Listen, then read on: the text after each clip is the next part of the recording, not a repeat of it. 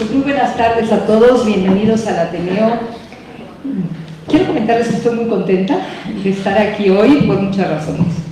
La primera, porque de alguna manera en el Ateneo retomamos estas actividades presenciales. Si bien siempre el Ateneo estuvo presente a través de las redes, no es lo mismo vernos a la cara, sonreírnos y sobre todo darnos un abrazo. Entonces esto me tiene muy contenta. Después también porque estoy en compañía de gente a la que quiero mucho. A James no lo conocía, me da mucho gusto, pero a Juan y a Ramiro son gente muy querida y me da mucho gusto iniciar esta nueva actividad con ellos. Y la otra parte es que, bueno, estamos conmemorando y homenajeando a Luis Cernuda. Luis Cernuda nació el 21 de septiembre de 1902 en Sevilla. Inició sus estudios de Derecho en la Universidad de Sevilla, donde conoció a Pedro Salinas, quien fue su profesor. En los años 20 se trasladó a la ciudad de Madrid, donde entró en contacto con los ambientes literarios de lo que luego se llamaría la generación del 27. Durante un año trabajó como lector de español en la Universidad de Toulouse. Cuando se proclamó la República, se mostrará dispuesto a colaborar con todo lo que fuera a buscar una España más tolerante, liberal y culta.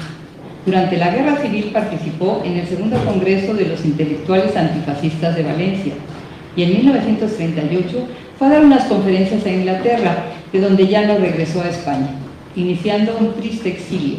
Pasó por Inglaterra, Escocia y desde 1952 llegó a México, donde fallece el 5 de noviembre de 1963. A través de sus versos descubrimos un poeta esencial, dotado de una personalidad solitaria, sensible, vulnerable y también rebelde. Encontramos un hombre que transitó en sus primeras etapas por el romanticismo, poesía pura, clasicismo, surrealismo, pero corrompió amarras para seguir su propio camino. Es Cernuda un escritor difícil de encasillar, que abrió nuevos senderos poéticos y los adornó con voces depuradas repletas de belleza y sentimiento. Con ellas cantó al deseo, al amor exaltado, a la frustración, a la belleza, a la nostalgia, y con ellas envuelve a quienes se acerquen a su enorme obra poética, como lo haremos el día de hoy. Les presento en primer lugar a Juan Vadillo. Juan nace en la Ciudad de México en 1970. En 1995 obtuvo el diploma de composición de jazz en Berklee College of Music en Boston. De 2015 a 2017 realizó una estancia postdoctoral en el Colegio de México sobre la poesía de Lorca, asesorado por el Dr. James Ballender, quien nos acompaña hoy. En el 2020, Bonillas Artigas Editores y la Coordinación de Humanidades de la UNAM publicaron su libro de crítica literaria, El romancero gitano, de la tradición a las vanguardias.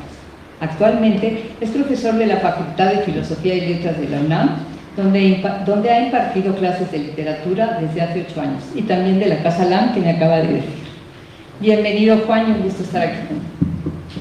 Gracias, Finita. Ya sabes todo lo que te quiero, no me hace falta decir más. Bueno, pues realmente me da muchísimo gusto, incluso confieso que estoy muy emocionado por estar aquí esta tarde. Ramiro, amigo, poeta, un gran lector de poesía, esté con nosotros, y desde luego James, que es en este planeta la persona que más sabe de Cernuda, sin duda. Entonces, desde luego que me impone bastante leer, pero intentaré no salir mal librado. ¿Ok? Bueno, va. Bueno, mi texto se llama El mar, el olvido y el sueño. Apuntes sobre algunos poemas de Luis Cernuda. Comienza con un epígrafe de El Retraído que dice así: donde la luz más bella hace la sombra y donde la memoria más pura hace el olvido. Poesía es olvidar para poder recordar, había escrito Paul Valéry, recordar lo que verdaderamente somos, el tiempo de la infancia y del origen, la región más profunda de los sueños, el primer color, el primer sonido, la permanencia en lo fugaz. En el olvido y en el poema, el deseo y la realidad se reconcilian, también el pensamiento y la emoción. Unamuno apuntaba que por medio de la poesía se puede llegar a sentir el pensamiento y pensar el sentimiento. La memoria del olvido consigue llevarnos a la infancia más lejana. En esa región del alma, pensar es lo mismo que sentir. Sentimiento y pensamiento unidos tienen el poder de revelarnos la imagen completa del mundo que ignoramos. Por un momento, en el poema, lo diverso se vislumbra como unidad. Esto sucede en los versos de Cernuda, cuando el poeta descubre la poesía. Cito: cuando en ella un momento se unifican, tal uno son amante, amor y amado, los tres complementarios, luego y antes dispersos, el deseo, la rosa y la mirada. La poesía es para el poeta la rosa del mundo, toda la sustancia poética, una revelación que reconcilia el deseo con la mirada, donde el erotismo se sublima con la palabra. Fuera de esta revelación, advierte Cernuda, la realidad exterior es un espejismo que solo el deseo y el amor pueden desmentir. Entonces, la rosa del mundo consigue expresar la verdad. Es por ello que el poema, donde se manifiesta la pureza del deseo y el amor, es para Cernuda la única posibilidad de hallar la verdad de uno mismo, que en esencia es la verdad de todos. Cito: si un hombre pudiera decir lo que ama, pudiera derrumbar su cuerpo dejando solo la verdad de su amor, la verdad de sí mismo, yo sería aquel que imaginaba, aquel que con su lengua, sus ojos y sus manos proclama ante los hombres la verdad ignorada, la verdad de su amor verdadero.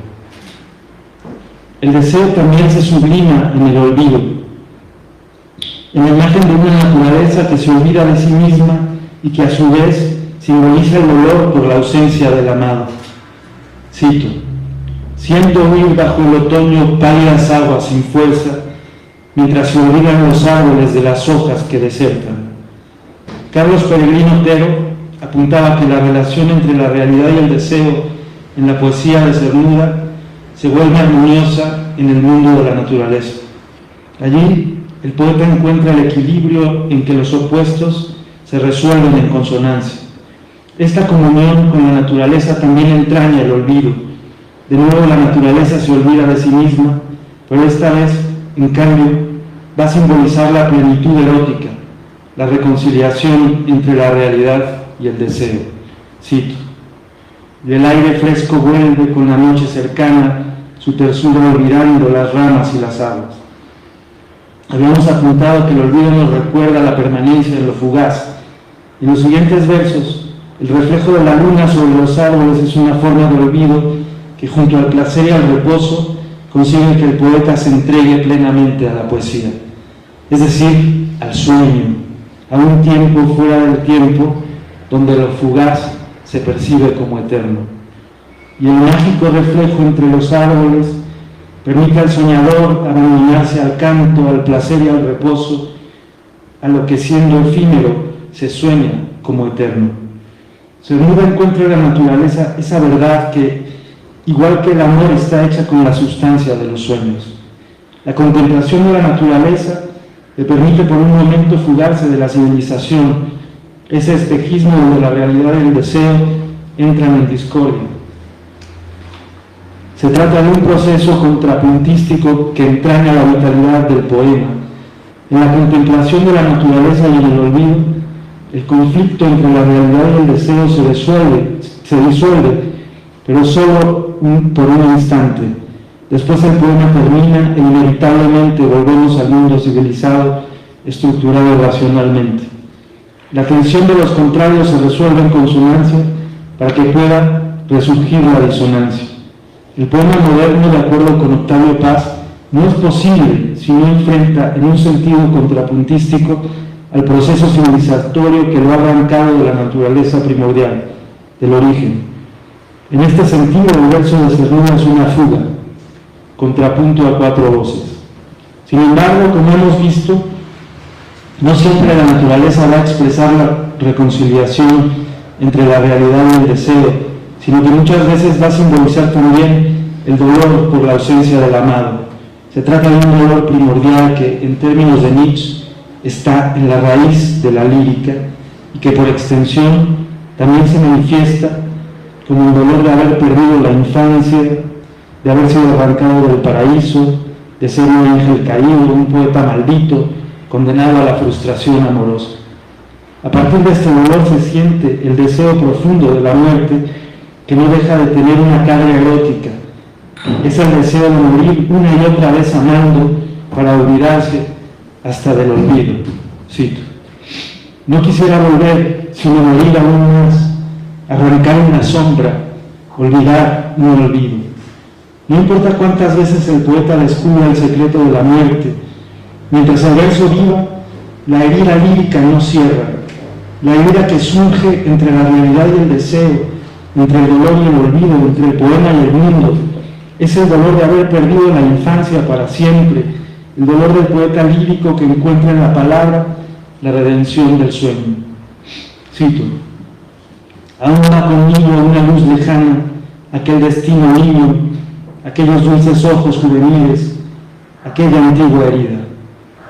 En la rima número 66 de Becker, cuyo penúltimo verso da título al libro Donde habita el olvido, aparece la muerte ligada a la primera infancia. El camino que conduce a la cuna es el mismo que lleva a la tumba. Venimos al mundo para morir constantemente. El deseo del caminante está en llegar a esa muerte mítica del principio y del fin.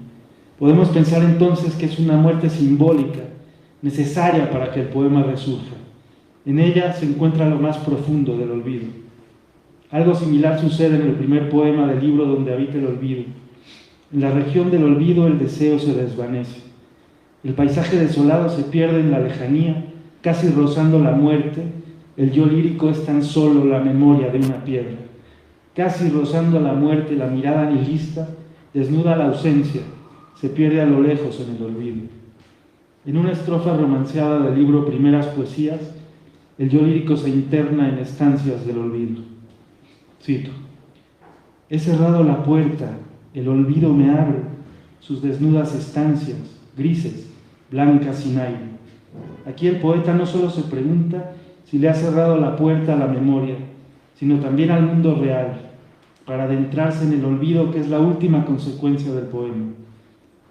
En su ensayo sobre Cernuda, la palabra edificante, Octavio Paz apuntaba que en el poema la realidad y el deseo no solo dibujan la imagen del amor, sino que también dibujan la muerte, la pulsión erótica de la muerte que resurge del olvido. Ven muerte tan escondida que no te sienta venir, porque el placer de morir no me vuelva a dar la vida, rezan los versos del comendador Escrivá. Esa presencia erótica de la muerte guarda la resonancia luminosa que nos deja el verso en el silencio y en la oscuridad. Cito: un llanto entre las manos, solo, silencio, nada, la oscuridad temblando. Rezan 3 versos en otra estrofa de Primeras Poesías, donde la voz lírica, que es esencialmente llanto, hace temblar al silencio cuando se desvanece. Se trata del silencio que viene después de la música y del verso, es decir, el silencio que dice nada, que es todo lo contrario que no decir nada. En la estrofa siguiente a estos versos de Primeras Poesías, la relación entre la sombra y la luz se parece a la que guarda el silencio con el sonido. Va la sombra invasora despojando el espacio y la luz fugitiva huye a un mundo lejano. En el umbral de la sombra, en el borde del olvido se dibuja el mundo lejano del poema, donde inevitablemente la luz va a desvanecerse con la sombra, así como la música del verso se desvanece en el silencio. Al borde de este mundo, la realidad y el deseo entablan un diálogo sublime. En palabras de Octavio Paz, el deseo vuelve real lo imaginario y real la realidad. Podemos pensar que en la sombra se encuentra el mundo autoerótico del poema, el mundo del sueño. Con la sombra en la cintura ella sueña en su baranda. rezan dos versos de un romance de Lorca, donde la gitana se suicida porque no puede soportar que la realidad destruya su mundo poético. Aquí vemos cómo el deseo va a conseguir que ese mundo imaginario se vuelva real. La gitana se suicida porque intuye que su mundo solo se puede perpetuar en la muerte. En el mundo del poema la realidad se vuelve real y lo que llamamos realidad se desvanece como luz en la sombra. Esta sublimación de lo real solo puede darse merced al olvido que está hecho de memoria, que despierta la memoria del poema. En los versos de Cernuda se destila la memoria más pura, una luz incandescente que solo se encuentra a sí misma en el olvido, en la sombra. El sueño. El sueño también puede verse como un olvido. Olvidamos la vigilia para recordar otra parte de nosotros mismos donde la estructura racional desaparece. Recuerde el alma dormida, decía Manrique, expresando que el despertar es una forma de recordar. En cambio, André Breton pensaba todo lo contrario, que uno despierta cuando empieza a soñar. Entonces lo real es el sueño, lo irreal la vigilia. Siguiendo Octavio Paz, el deseo consigue que el sueño sea más real que la vigilia. Recordemos que en el mundo de Cernuda, el poeta sueña cuando se entrega al canto y entonces encuentra en el poema su verdad. El sueño lo acerca al tiempo de la primera infancia, también al tiempo sin tiempo del amor. Octavio Paz apuntaba que en la poesía de Cernuda el amor revela la realidad al deseo. En el momento del amor, como en el poema, la realidad y el deseo se reconcilian porque se transforman en sueño. Entonces la piel que divide a los amantes se deja sentir en duermevela entre el deseo y la realidad, entre el sueño y la vigilia, como sucede en los siguientes versos del poema No decía palabras. Mitad y mitad, sueño y sueño, carne y carne, iguales en figura, iguales en amor, iguales en deseo. El deseo solo puede ser real en el momento del amor, cuando paradójicamente se vuelve sueño, eterno y a la vez pasajero. No obstante, el amor también puede despojarnos de nosotros mismos, tal como se siente en los siguientes versos del poemario donde habita el olvido. Mas el amor, como un agua, arrastra afanes al paso. Me he olvidado a mí mismo en sus ondas. Este amor ha dejado al poeta vacío, desdibujado hasta rozar la nada. Ni tierra, ni cielo, ni cuerpo, ni espíritu. Con este amor la existencia se transforma en una paradoja. Vivo y no vivo, muerto y no muerto. Apenas se alcanza a dibujar el deseo inacible, esa pregunta que no tiene respuesta, el eco de un eco que besan los labios siendo sueño. Cuando la promesa del deseo se cumple, el sueño dibuja el roce de los cuerpos. Entonces, el poema se transforma en pasión. El carácter meditativo de los versos desdobla al ser que en el sueño se descubre observándose a sí mismo. Ser pasión y ser pensamiento. Ser tiempo y fuera del tiempo. Ser que transcurre y que solo se observa. El poema es un puente entre quien es y quien se observa ser. La palabra un espejo donde ambos se miran. La poesía meditativa de Cernuda entraña esta conciencia inconsciencia que siempre dibuja un misterio, el cual se descifra para transformarse en otro. El mar. El mar, el amor y la muerte siempre han estado relacionados, tanto en la tradición grecolatina como en nuestra tradición hispánica que la asimila y la transforma. Pensemos en el mito de Ero o en los versos de Manrique. En el simbolismo de la lírica tradicional hispánica, además, el mar se llena de connotaciones eróticas. Siempre asociado a los amantes, puede expresar su encuentro, pero también su despedida, como en estos versos tradicionales que se llenan de nostalgia porque el barco se aleja llevándose al amado. En el barco le vi andar, ribericas de la mar. Merced a la ausencia del amado, la ribera del mar se convierte en un lugar de soledad y de contemplación pasiva que contrasta con el valor plenamente erótico en que hacer el amor se compara con el movimiento de las olas, tal como sugieren los siguientes versos tradicionales. Vengo de la mar, marinero, vengo de la mar, mareada vengo. El verbo erótico es mareada, también menear es otro. Bueno. El erotismo del mar también aparece con singular belleza en el poema número 6 del libro Donde habita el olvido, en que se sugiere que las olas en su ir y venir son caricias y que a su vez esas caricias son sueño. Cito: el mar es un olvido, una canción, un labio. Con estas metáforas comienza el poema, evocando la música callada del mar y el erotismo de su oleaje.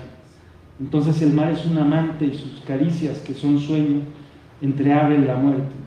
Con esta imagen el erotismo del mar consigue dibujar la pulsión erótica de la muerte. El mar y el erotismo y la muerte en este poema están hilvanados por el mismo hilo del deseo. No intentemos el amor nunca es otro poema cuyo tema es también el mar y su relación con el amor, el sueño y el olvido. Este poema es como un cuento breve, una alegoría del amor imposible. El mar personificado se cansa de contar las olas. Una noche en que no tiene sueño, empieza a hablar, con su voz insomne, dice palabras vagas. Cito: barcos entrelazados dulcemente en un fondo de noche, o cuerpos siempre pálidos con su traje de olvido, viajando hacia la nada. Después se pone a cantar, hasta que su voz alcanza ciudades elevadas a nubes. No obstante, su amor es ignorado. Entonces, cansado y con sueño, se dirige a donde acaba el mundo, a donde nadie sabe nada de nadie. En este poema, las imágenes surrealistas van trazando el camino del mar que, como todo en este mundo, se dirige hacia la nada. Es un mar del color amargo y solitario que puede cantar como la sombra misma, como canta el verso silencioso que se acerca al mar. El poema puede leerse también como un mito circular en que, después de un viaje, el mar regresa al origen, donde comienza el mundo y donde a su vez el mundo termina. Otro poema de amor y mar es El joven marino. Desde los primeros versos, en que el poeta se dirige al joven en segunda persona, podemos intuir que está enamorado de él. Comienza entonces un retrato que combina la prosopopeya y la etopeya con imágenes surrealistas que nacen del paisaje marino. Podríamos decir que todo el poema es un idilio entre el joven y el mar, entre la belleza del joven y la belleza del mar. El poeta coloca un espejo entre ambas para que allí se reflejen el amor y la muerte, el vaivén de las olas, la espuma sobre la arena que imaginamos como una caricia, el cuerpo inasible del mar y la carne en el cuerpo del joven. Poco a poco el enamoramiento se hace evidente. Confiesa que adora al joven con pasión, pero que aún así entendía que solamente el mar era digno de tanta belleza. El poeta se resigna con los ojos heridos. Comprende que el idilio es solamente entre el joven y el mar, aunque desde lejos pudiera sentir la caricia solitaria de la brisa. Al amanecer, desnudo como una flor, el joven se entrega al mar y a la muerte. El mar debe poseerlo, confundir su vida con la de él. En ese momento podemos pensar que el amor es lo mismo que la muerte. En algún momento del poema el narrador se pregunta: ¿quién podría vivir en la tierra si no fuera por el mar? En este poema la belleza del cuerpo del joven y el paisaje marino se dibujan como transparencias de luz entre la olvidadiza arena y el viento, entre las alas marinas y las velas caídas. El cuerpo se hace de mar y el mar expresa toda su sensualidad. La belleza alcanza su máxima significación en la muerte. Al final del poema el poeta advierte: y cuán dulce sería rodar, igual que tú, del otro lado, en el olvido. En los versos de Cernuda, el olvido guarda la memoria más lejana que lleva en su entraña el poema. En esta región, el deseo se encarna en palabra. Entonces se vislumbra una verdad muy distinta a la razón, donde nos reconocemos como en un espejo. El erotismo se transforma en sueño y el tiempo del reloj se detiene. El poema y el deseo en contrapunto se encuentran y se alejan hasta que, de la mano del silencio, hasta que llega de la mano del silencio el olvido. Antes y después de la palabra está el olvido. A los 120 años del nacimiento de Cernuda, seguimos recordando estos versos donde la palabra se hace carne y la carne se transforma en sueño. Entre la realidad y el deseo, los versos del poeta sevillano consiguen emocionarnos como si los hubiera escrito el día de ayer. Con toda esa frescura, pero también con toda la profundidad del olvido, el poeta consiguió expresar, como nunca se había hecho, la intensidad de la pasión amorosa en todos sus matices. En esa región donde dialogan el deseo, el amor y la muerte. Gracias.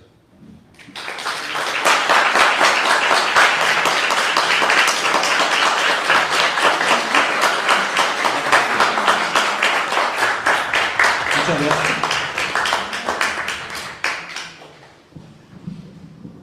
Precioso, Juan, de verdad precioso. Y bueno, ahora les presento a Ramiro Ruiz Durá, al que todos conocemos, que además de ser un poeta, lee maravillosamente la poesía. Y hoy está aquí para eso, para leernos poesía. Ramiro Ruiz Durá, a los 4 años de edad, llega a México como refugiado de la Guerra Civil Española. Estudia medicina en la UNAM y obtiene el grado de especialista en primer grado de ginecología y obstetricia en la Universidad de La Habana, Cuba. En 1977 intenta cerrar el círculo del exilio y se traslada a España con la idea de vivir definitivamente en su país de origen. No lo logra. Regresa a México y continúa ejerciendo su profesión hasta el 2008, cuando se retira y, afortunadamente para nosotros, cambia el bisturí por la pluma. En 2011 publica, en conjunto con el poeta Rogelio de la Fuente, su primer libro de poemas, Bitácoras de Viaje. Como autor único ha publicado Ropa Vieja, Contar los años, Habitando el tiempo, Próxima estación y la última que presentó la semana pasada, Por respeto. Bienvenido, Ramiro.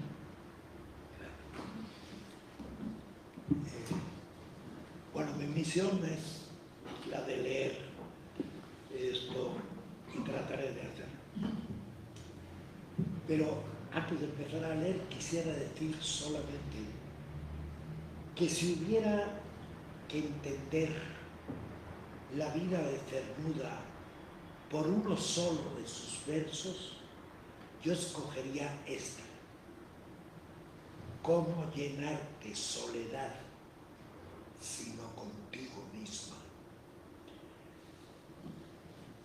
Me toca leer algunos versos para que sigan los que saben de verdad de esto.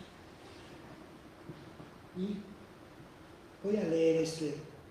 Quisiera estar solo en el sur.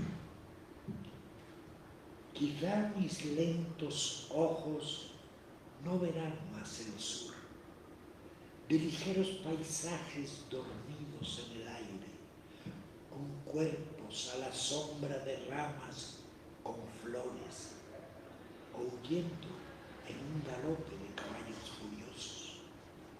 El sur es un desierto que llora mientras canta, y esa voz no se extingue como pájaro muerto.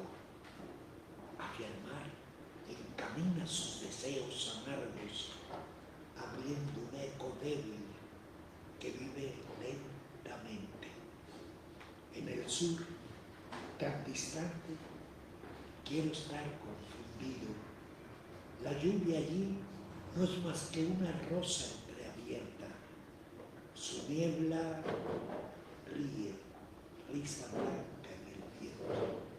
Su oscuridad, su luz, son bellezas iguales.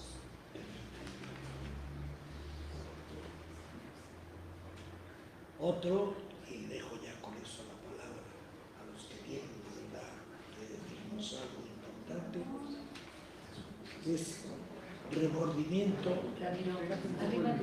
Sí. Sí. ¿Se oye mejor? Perdón entonces antes. Pero no importa, yo después lo repetiré. Me gusta este, que se llama Remordimiento en traje de noche. Un hombre gris avanza por la calle de niebla. No lo sospecha nadie. Es un cuerpo vacío, vacío como pampa, como mar, como viento, desiertos tan amargos bajo un cielo implacable. Es el tiempo pasado y sus alas ahora entre la sombra encuentran una pálida fuerza. Es el remordimiento que de noche, dudando, en secreto aproxima su sombra descuidada. No estrechéis esa mano. La hiedra altivamente ascenderá cubriendo los troncos del invierno. Invisible en la calma, el hombre gris camina. ¿No sentís a los muertos? Mas la tierra está sorda.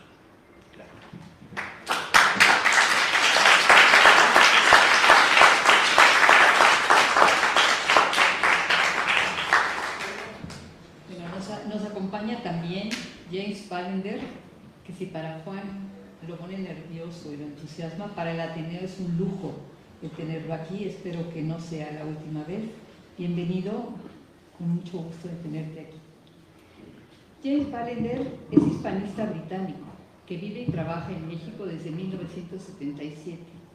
Es profesor investigador del Colegio de México, donde da clases sobre la literatura española del siglo XX. Ha publicado trabajos sobre los poetas de la generación del 27 y también sobre la literatura española del exilio. Bienvenido. Bueno, muchas gracias por esa presentación. Creo que mi currículum no es para tanto, sobre todo no es para que se ponga nervioso. La verdad es que me encantó lo que leyó, me pareció estupendo. Y eso de que lo importante es el comentario del crítico sobre la poesía, desde luego creo que nadie aquí en esta sala piensa eso. Es una forma de ganarse la vida como cualquier otro, pero realmente lo que importa es la poesía. Y cuando es leída con tanta sensibilidad como nos acaba de leer Ramiro, realmente se contagia enseguida. Aunque por primera vez se leen poemas y uno dice, ¿qué quiere decir? Pero qué bonito, qué bien suena, ¿no? Y uno se contagia así del mundo del poeta y lo vuelve a leer y cada vez se va adentrando más en ese poema, ¿no? Y en la obra del autor. El trabajo que a mí me encantó de Juan versó sobre la primera, o que podríamos llamar la primera época de Cernuda, que va desde 1924 hasta la guerra, bueno, hasta principios de la guerra, hasta el 36. Son poemas con un fondo de surrealismo, pero yo diría conscientemente, estéticamente controlados. Estos poemas surrealistas de Cernuda que leyó Ramiro, en realidad son alejandrinos perfectamente medidos. Y este ritmo le da un encanto muy especial, ¿no? Bueno, escogí para el tema de esta presentación hablar del Cernuda del exilio. Josefina en su presentación habló de que Cernuda era un hombre incómodo, y yo creo que sí lo era para mucha gente desde que nació. A partir del exilio se volvió también incómodo como poeta. Ideológicamente no encajaba, ¿no? Y es un poco sobre eso que quisiera hablar. Durante mucho tiempo en España hubo un auge de interés por Cernuda entre los poetas y los lectores. Y era extraño para mí porque realmente mostraban preferencia por estos poemas del exilio. Y son poemas muchas veces casi prosaicos en comparación con los poemas más líricos de la primera época. Y en ellos Cernuda se pone a predicar y hasta a regañar a sus compatriotas. Yo sentía que había una especie de masoquismo en algunos lectores peninsulares al gustar de esos regaños, ¿no? Pero bueno, voy a hablar entonces de ese Cernuda de la segunda época, que va desde, realmente su incomodidad empezó durante la guerra. Josefina mencionó el famoso Congreso Internacional. Él estuvo en Valencia, en efecto, pero Elena Garro nos ha dejado su testimonio de que mientras todos estaban debatiendo política e ideológicamente, Cernuda estaba tirado en la playa tomando el sol. Y esto era realmente una actitud bastante típica de él, de guardar sus distancias. En septiembre de 2002 se celebró con toda pompa el centenario del nacimiento del poeta. En noviembre del 2013, el cincuentenario de su muerte. Ahora, en 2022, los 120 años de su nacimiento. Conforme se multiplican los homenajes, todo parece confirmar que Luis Cernuda, en efecto, sigue ocupando un lugar preeminente en el gusto de los muchos o pocos lectores que se interesan hoy en día por la poesía moderna en lengua española. El propio Cernuda, que temía que tras su muerte su obra fuera condenada al olvido, seguramente contemplaría este prestigio póstumo con extrañeza, cuando no con incredulidad.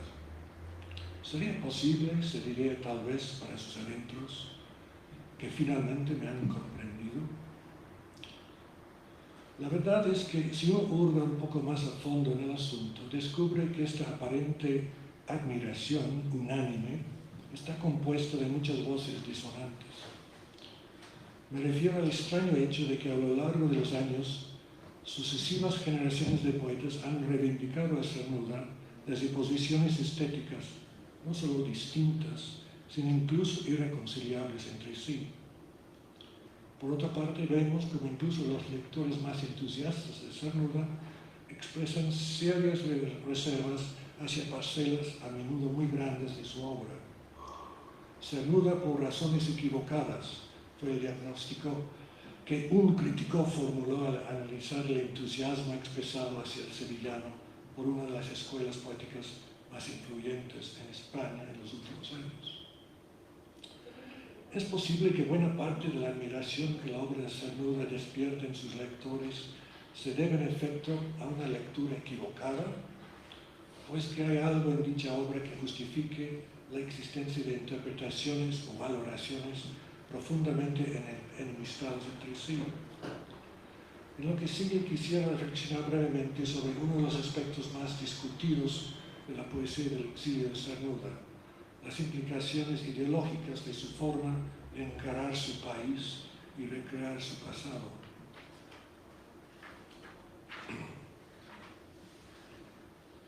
Empecemos con el último libro, Desolación de la Quimera, publicado en 1962, un año antes de morir. Como los críticos suelen señalar, la nostalgia por su país fue especialmente notoria en los primeros versos escritos por él en el exilio, pero con el tiempo la añoranza se fue disminuyendo. Paralelamente, los críticos también reconocen que la negativa que expresa el poeta ante la idea de regresar se torna con el paso de los años cada vez más firme, más áspera, llegando en Desolación de la Quimera a adoptar formas completamente inequívocas. Tal es el caso de poemas muy duros como Es lástima que fuera mi tierra y A sus paisanos, en los que el poeta hace explícita la gélida relación que lo vincula con España. Si el poeta recuerda a su país, es más bien a pesar suyo. De la nostalgia, evidentemente, ya no le queda rastro alguno. Y en cuanto a esa otra morada, la lengua española, el aprecio que el poeta tiene por ella se ve muy atenuada por el hecho de que paradójicamente es la lengua española la que lo ata de manera irrevocable a una cultura que ahora siente por completo ajena a él. Dice esto: si soy español, lo soy a la manera de aquellos que no pueden ser otra cosa. Y entre todas las cargas que al nacer yo, el destino pusiera sobre mí, ha sido esa la más dura. No he cambiado de tierra, porque no es posible a quien su lengua une hasta la muerte, al menester de la poesía. Ahora bien, pese a estas declaraciones anti-españolas, hay quienes quieren de todos modos presentar a Cernuda no solo como un buen patriota, sino incluso como un buen republicano. ¿Cómo conciliar tales conceptos con los versos que acabo de citar? Como es sabido, ya desde el verano del 37, Cernuda adopta una postura muy singular frente a la guerra civil. Si bien se identifica con la causa de la República, en tanto poeta dedica sus esfuerzos más bien a denunciar el odio que a su juicio perdura siempre en la entraña todo hiel sempiterna del español terrible, así dice, en plena guerra civil. Es decir, para Cernuda la guerra civil se debe no a factores políticos o históricos, sino a cuestiones de carácter nacional. Esta misma actitud se consolida durante los años del exilio, llevando al poeta a abstenerse en general de hacer cualquier declaración partidista. Según algunos críticos, la gran excepción a esta regla sería el poema 1936, también recogido en Desolación de la Quimera. En este poema Cernuda recuerda y celebra el ejemplo de un antiguo combatiente de la Brigada Lincoln, que en los primeros meses de la Guerra Civil Española arriesgó su vida por la lucha antifranquista, juzgando que la causa allá puesta al tablero entonces digna era de luchar por la fe que su vida llenaba. Leyendo estos versos, algunos opinan que dan testimonio de una fidelidad reencontrada con tal o cual causa política. Pero identificar la actitud del poeta como una causa colectiva, cualquiera que sea su índole, me parece un error. Y es que en ningún momento de este poema expresa Cernuda admiración por los españoles que lucharon en la guerra, sean de un bando o de otro. Si en 1962, después de años de escepticismo político, la causa antifranquista le parece noble y digna de luchar por ella, no es porque el poeta haya recuperado valores republicanos alguna vez defendidos por él, tampoco porque haya cambiado de opinión con respecto al temperamento sempiterno de sus paisanos, sino simplemente porque en este momento tiene presente la ejemplar conducta del anónimo brigadista norteamericano. El poeta sigue tan escéptico como antes acerca de cualquier solución colectiva a los problemas humanos. Su única esperanza, como señala en los últimos versos del poema, la tiene depositada en el individuo excepcional. Gracias, compañero, gracias por el ejemplo. Gracias porque me dices que el hombre es noble. Nada importa que tan pocos lo sean. Uno tan solo basta como testigo irrefutable de toda la nobleza humana. El que esta admiración se reserve para un soldado de las brigadas internacionales, mas no para los propios compatriotas del poeta, es sin duda un detalle que sería un error pasar por alto a la hora de leer el poema. Y claro, es justamente porque no encierra un homenaje a la causa de la República Española, por lo que este poema puede publicarse al lado de otros como Es lástima que fuera mi tierra y A sus paisanos, que suponen un rechazo al país en el que el poeta había nacido. Algunos argumentan que otro poema de Desolación de la Quimera, como Luna llena en Semana Santa, demuestra que al final de su vida Cernuda, al contrario, sí estuvo entreteniendo ideas de volver a su país. Interpretación, repito, que me parece difícil sostener. A fin de cuentas, como el mismo poeta señalara en varias ocasiones, lo que llegó a anhelar en el exilio no fue regresar a España, sino recuperar la juventud perdida, que se asociaba, eso sí, y como es natural, con su Andalucía natal. Y la imposibilidad de realizar este segundo anhelo sin duda condiciona el escepticismo con que Cernuda finalmente contempla cualquier propuesta de volver. Más que negarse a volver, ya desde hace muchos años, el poeta reconocía que era imposible hacerlo. De ahí, por ejemplo, el amargo desenlace de su poema Primavera Vieja, que contiene, por cierto, el verso que a mí me parece más sintomático de él. En este poema, Primavera Vieja, Cernuda imaginaba cómo sería su reencuentro con su tierra natal y con aquel joven que hacía tiempo había dejado de ser, si algún día cometiera el error de regresar. En el rincón de algún compás, a solas, con la frente en la mano, un fantasma que vuelve, llorarías pensando cuán bella fue la vida y cuán inútil. Ahí está Cernuda. Otro rasgo muy polémico de la poesía en verso que el sevillano escribió en el exilio es su obsesión con Felipe II, y más precisamente con la gran obra de Felipe II, El Escorial. Sobre la trilogía de poemas inspirados en esta temática, El ruiseñor sobre la piedra, Silla del Rey y Águila y Rosa, Carlos Blanco publicó en 1998 un artículo de gran interés, que manifiesta su desconcierto al ver cuánto la visión que el sevillano nos ofrece del Escorial y de su rey coincide con la ideología imperial promulgada en la España de Franco. En un esfuerzo por explicar esta inesperada similitud, Blanco se negó a aceptar que todo se debiera a la ambigüedad inherente a la forma poética, el monólogo dramático, escogida por el poeta para estructurar al menos 2 de los 3 poemas. De hecho, negó que Silla del Rey y Águila y Rosa fuesen monólogos dramáticos. Nos remitió más bien a la cuestión del público al que el poeta se dirigía, ya que, a su juicio, los 3 poemas sobre Felipe II los habría escrito Cernuda no para congraciarse con Franco, desde luego, sino simplemente para rebatir la leyenda negra que sobre España todavía circulaba en la Inglaterra protestante de los años 40, que le tocó al exiliado sevillano conocer. Los primeros años del exilio los pasó en Gran Bretaña, en Escocia, en Inglaterra, después en Nueva Inglaterra. La explicación me parece muy atendible, pero al mismo tiempo insuficiente para justificar la pasión con que Cernuda emprendió la construcción del imponente edificio verbal que es el ruiseñor sobre la piedra. La expresión de fe es lograda ahí con demasiada intensidad para que el poema pueda ser despachado simplemente como un deseo de desayunar a los ingleses.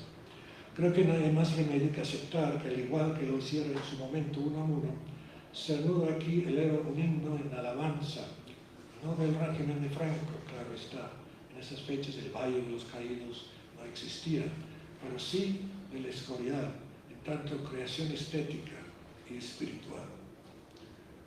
A las reflexiones de Cernuda sobre la cultura española del siglo XVI corresponde también Quetzalcóatl, que es otro poema suyo que suele despertar opiniones opuestas.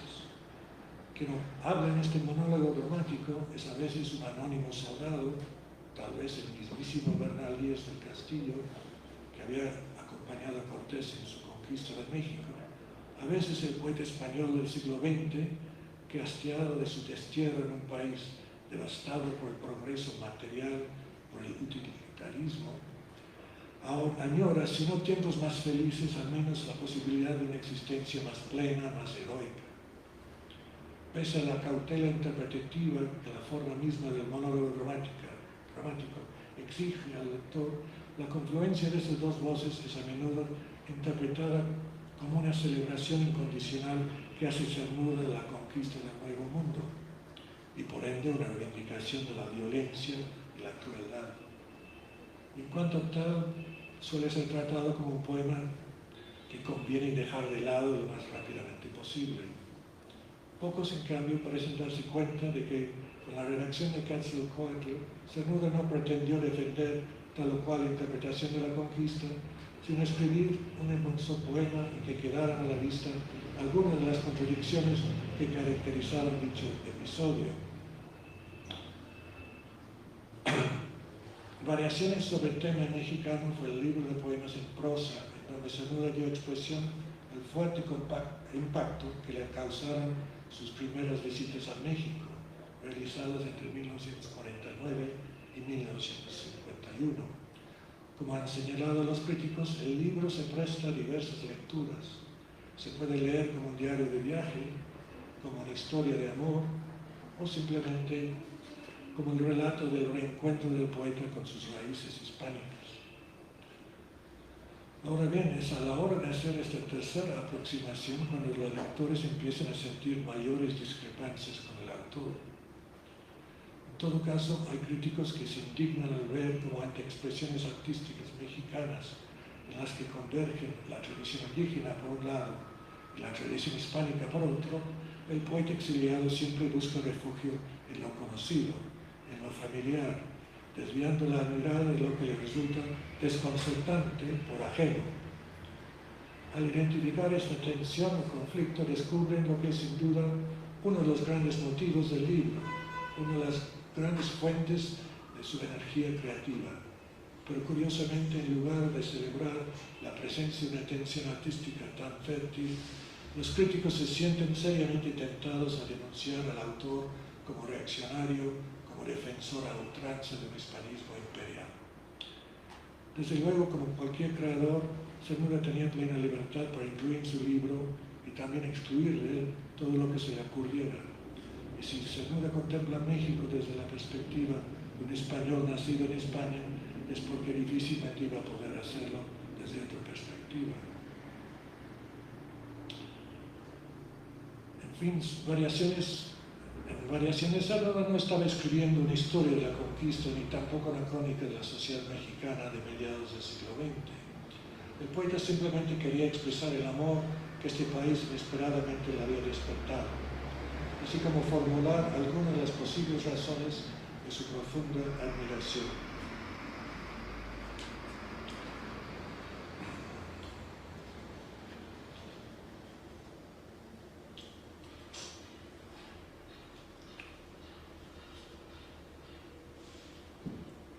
Los primeros años del exilio de Cernuda coincidieron con los de la Segunda Guerra Mundial, 1939-45. Un momento en que muchos valores humanos parecían a punto de perderse para siempre, y no solo en España. Ante esta crítica situación, Cernuda da la impresión de haberse entregado, en efecto, a una breve sesión de wishful thinking, refugiándose en una visión muy idealizada de la España del siglo XVI. En el sueño de una sociedad en que todos los españoles pudieran vivir en armonía, unidos por una misma fe y por una serie de valores en que lo estético predominaba sobre lo horrible mundo práctico. Pero desde luego resultaría arriesgado ver en esta ensoñación una mera sumisión ciega a dicho capítulo de la historia nacional y no una mítica recreación de ella. Pero más arriesgado aún sería tomar los poemas inspirados en Felipe II como el gran testamento ideológico del poeta, como la expresión definitiva de su actitud hacia la historia de su país. En la composición de cualquier poema que valga la pena suele entrar en mayor o menor grado un elemento de creatividad que sirve para convertir la simple enunciación de un hecho en otra cosa mucho más interesante, en una verdad poética. Y así ocurre en la obra de Cernuda, que al reflexionar sobre el peso exacto que cabría atribuir a las creencias expresadas en tal o cual poema suyo, escribió unas palabras que invitan, en efecto, a reflexión.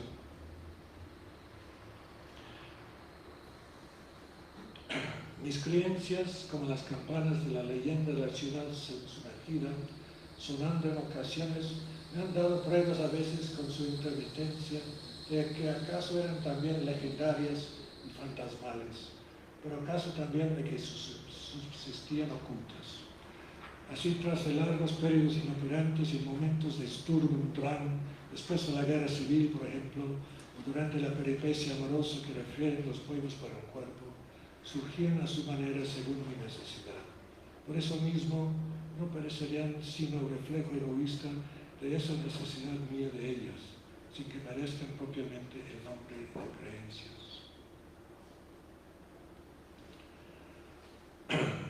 Si queremos abundar un poco más sobre esta cuestión de las creencias del poeta, habría que aceptar que ellas se inscribían en un ámbito precedido por la contradicción.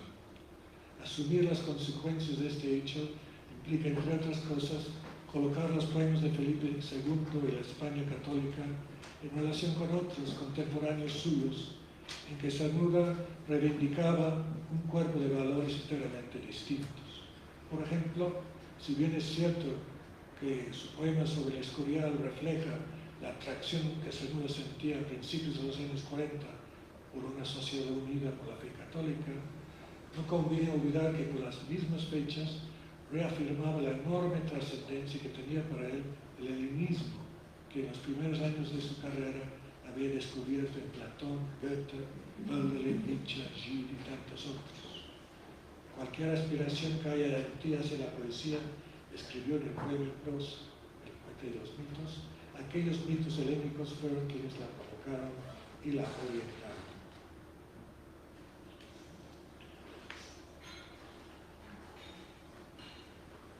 ¿Cómo conciliar esta asidua creencia en los valores del mundo helénico con la fascinación del poeta por la figura de Felipe II? En un ensayo sobre André Gide, Cernuda citó una afirmación que ofreció el propio Gide para explicar la aparente falta de consecuencia que se daba entre una obra suya y la que le seguía. Cualquiera que sea el libro que escriba, no me doy nunca del todo en él.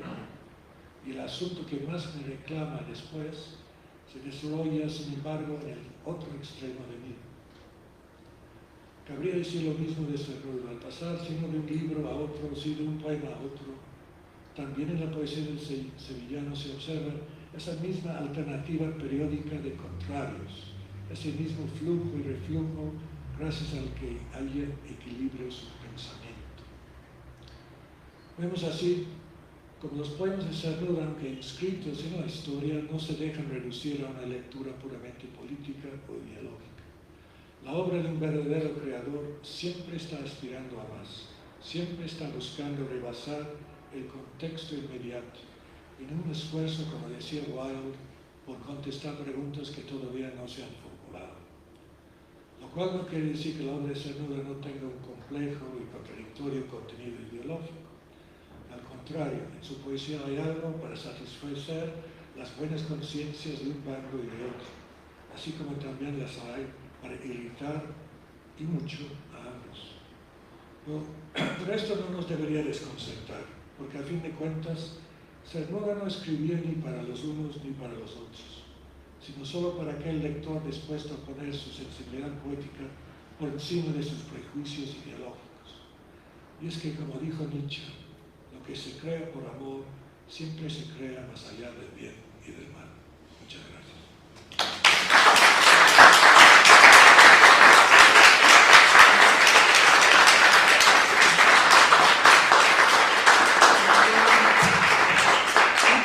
Gracias, un gusto tenerte aquí, de verdad que estoy un placer. Ramiro, nuevamente, ¿sabes qué? Acércate el micrófono. Sí. Sí, siempre se me olvida esto del micrófono. Como no estoy muy acostumbrado a oírme, no decía palabras, acercaba tan solo un cuerpo interrogante, porque ignoraba que el deseo es una pregunta cuya respuesta no existe, una hoja cuya rama no existe, un mundo cuyo cielo no existe. La angustia se abre paso entre los huesos, remonta por las venas hasta abrirse en la piel, surtidores de sueño, hechos carne, en interrogación vuelta a las nubes, un roce al paso, una mirada fugaz entre las sombras, bastan para que el cuerpo se abra en dos, ávido de recibir en sí mismo otro cuerpo que sueñe, mitad y mitad, sueño y sueño, carne y carne, iguales en figura, iguales en amor, iguales en deseo, aunque solo sea una esperanza, porque el deseo es una pregunta cuya respuesta nadie la sabe.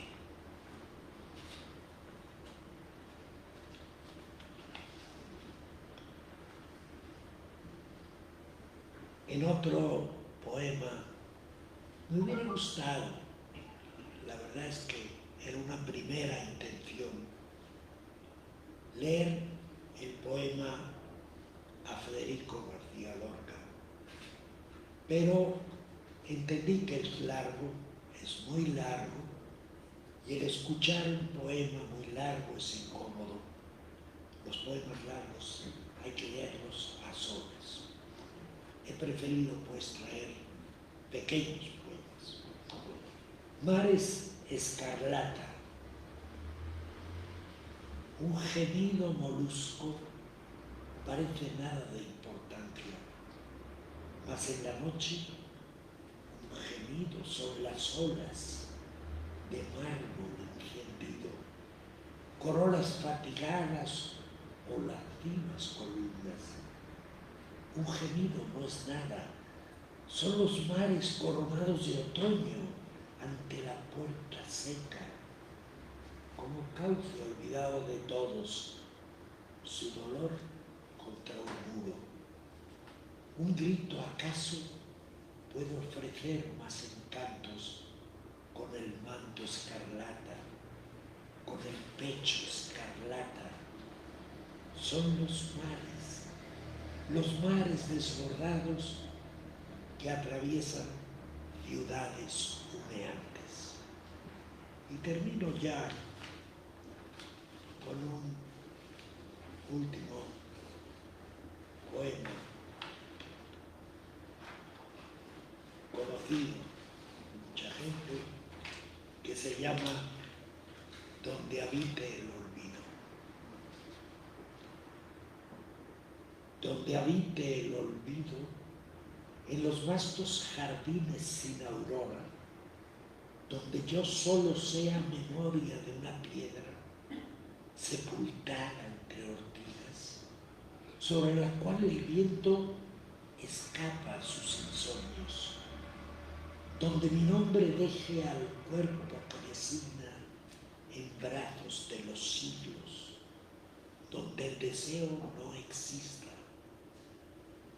en esa gran región donde el amor, ángel terrible, no esconda como acero en mi pecho su ala, sonriendo, lleno de gracia aérea, mientras crece el tormento. Allí donde termine este afán que exige un dueño a imagen suya, sometiendo a otra vida su vida, sin más horizonte que otros ojos frente a frente, donde penas y dichas no sean más que nombres, cielo y tierra nacidos en torno de un recuerdo, donde al fin quede libre sin saberlo yo mismo, disuelto en niebla, ausencia leve como carne de niño, allá lejos, donde habite el olvido.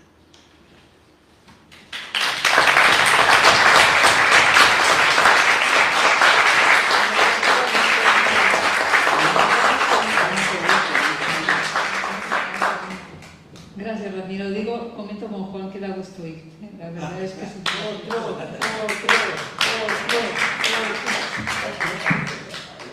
¿Sí, en serio? A ver, bueno. A ver, tengo, pues mira, aquí hay uno que me gusta mucho. Este es un libro de la Edad Media aproximadamente.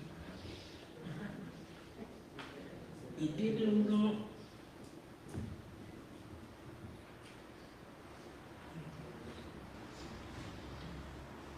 Pájaro muerto se llama esto. Dice, sobre la tierra gris de la colina, bajo las hojas nuevas de manzano, al pie de la cancela donde pasan jóvenes estudiantes en roja toga. Rota estaba tu ala blanca y negra, inmóvil en la muerte. Parecías una rosa cortada o una estrella desterrada del trono de la noche. Aquella forma inerte fundía el vuelo extasiado en la luz, el canto ardiente del nido allá en la cima. Inútil ya todo parece, tal parece, las penas del amor cuando se han ido, el sufrir por lo bello que envejece, el afán de la luz que anegan sombras. Si como el mar que de su muerte nace, fueras tú una forma espectral de ti adivino que llora entre los aires los amores breves y hermosos de tus idos días. Ahora, silencio, olvida todo, duerme, nutre de ti la muerte que en ti anida, esa quietud del ala como un sol poniente. ¿Acaso es una forma más alta de la vida? Este poema está hecho a un pájaro muerto que encuentra en el campo. Gracias.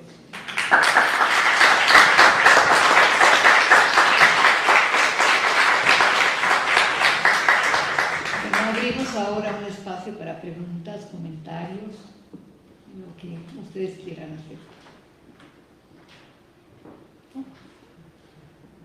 Nadie.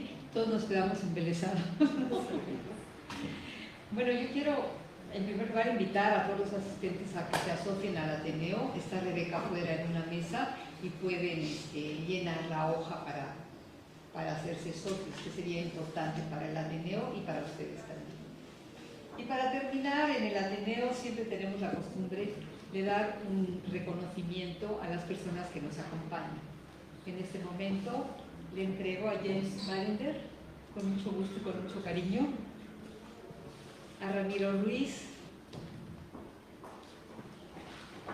y a Pablo. Gracias. Un aplauso final para ti.